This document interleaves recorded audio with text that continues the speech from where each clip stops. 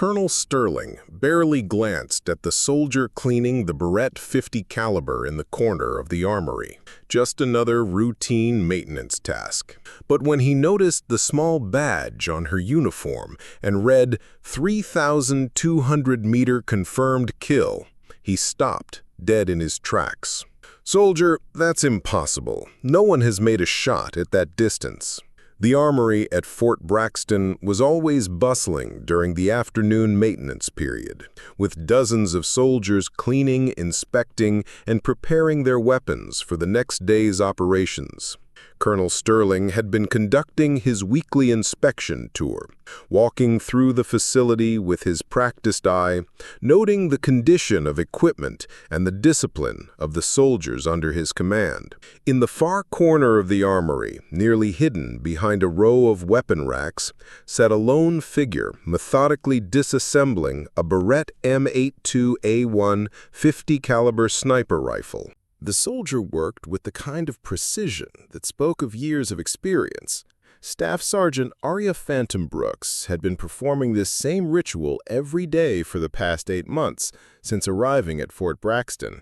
The Barrett 50 caliber was her weapon, her responsibility, and in many ways her closest companion during a military career that had taken her to some of the most dangerous places on Earth. Aria looked up from her work, her expression showing mild surprise at the colonel's comment. She followed his gaze to the badge he was reading and understood what had captured his attention. "Sir, the shot was confirmed by multiple observers and recorded by Mission Command. All documentation is classified, but the engagement did occur as indicated."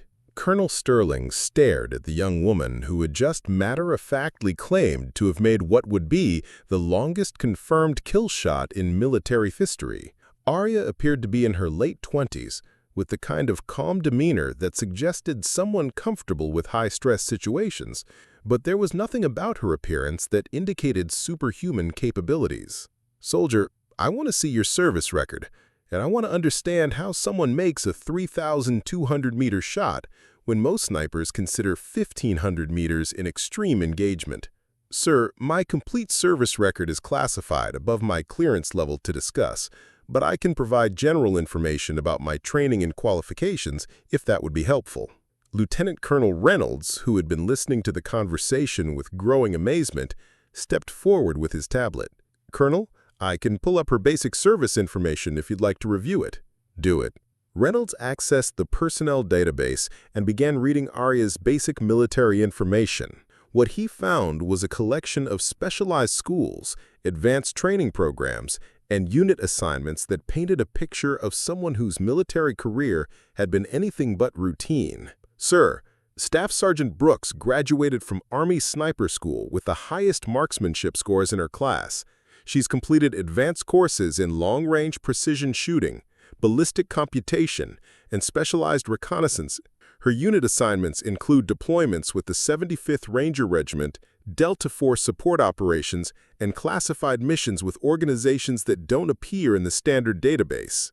Colonel Sterling absorbed this information while studying Aria, who had continued working on her Barrett throughout the conversation. Her demeanor remained calm and professional, but he was beginning to understand that he was looking at someone whose capabilities extended far beyond the average soldier. "Brooks, explain to me how someone makes a 3,200-meter shot.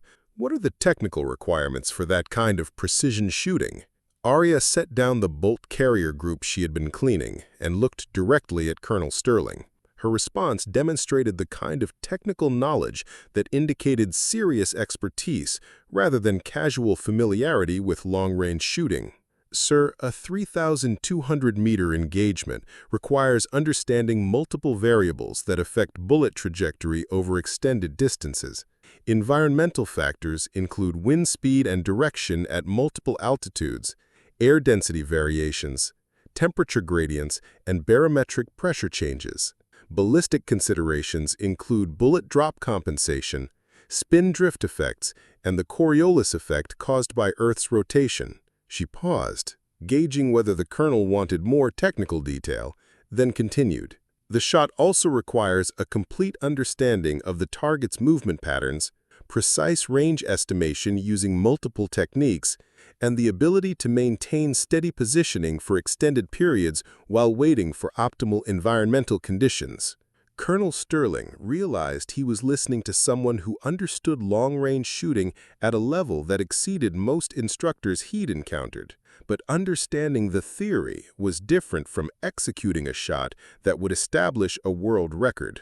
Brooks, tell me about the 3,200-meter engagement. What were the circumstances, and how did you manage to make that shot? Aria's expression became more guarded, and she glanced at Lieutenant Colonel Reynolds before responding. Sir, the engagement occurred during a classified operation. I can provide general information about the technical aspects, but specific details about the mission, target, and location are above my clearance level to discuss without proper authorization. Brooks, I'm authorizing you to discuss the technical aspects of that engagement. I want to understand how American military capabilities have advanced to the point where 3,200-meter shots are possible. Aria considered the colonel's request carefully before responding.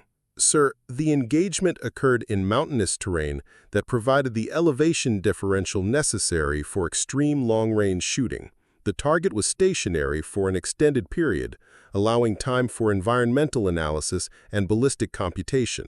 Weather conditions were optimal, with minimal wind variation and excellent visibility. But how do you even see a target at 3,200 meters? That's over 2 miles away. Sir, the Barrett M82A1 can be equipped with advanced optics that provide sufficient magnification for target identification at extreme ranges.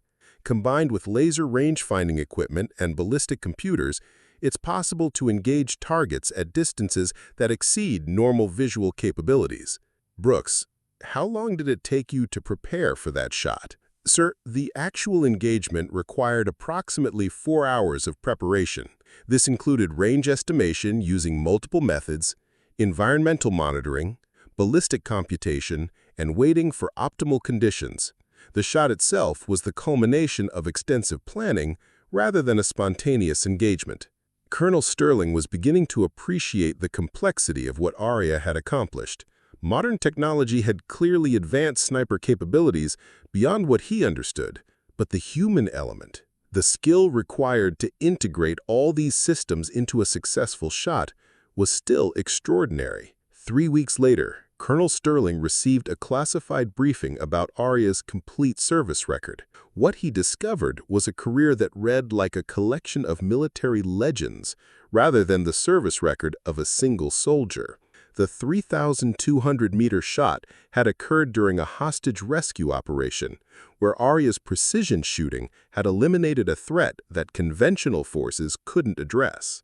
Today, Aria continues to serve in roles that utilize her unique capabilities, providing solutions to tactical challenges that push the boundaries of what most people believe is possible. Sometimes, the most remarkable soldiers are the ones who clean their weapons methodically in the corner of the armory, preparing for missions that most people will never know occurred.